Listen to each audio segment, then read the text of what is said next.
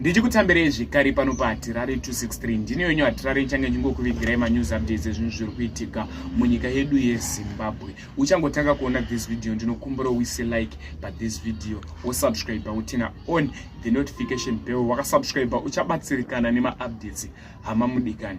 Nyaya nezvamunozora nhasi inyaya inosirisa, inyaya inorwadza. Muna 2024 macases atiri kunyanyoreceiva, macases ekufa kwevanhu, macases ekuti munhu afa nenzira yetsaona.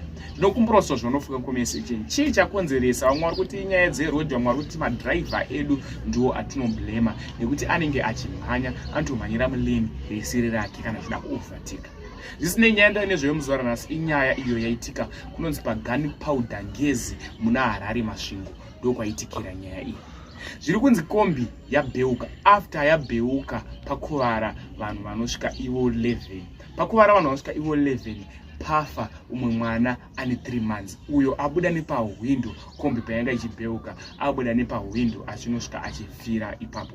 Ndinokumbura mucha zvamunofunga comment section pamusoro penyaya iyi. Chingoti rest in peace kune mwana uyo anga ane 3 months. Ndazore murugare. Vamwe 11 vari muhospital vakuvarisisa zvakaipisisa, kusanganisira umwe mwanawo futi akuvara pachiitiko ichi. Zvinhu zvinorwadza, zvinhu zvinosirisa. Tisina tarisiro izvi. Munhu anenge akabuda mumba achiti akudzoka nemwana wake, asi anobva anobuda nepahwindo remota ofira paspot. Ndinokumbura zvekare usubscribe kuitira patinozoka rimwe ama updates uchange uchingoona. Thank you for watching.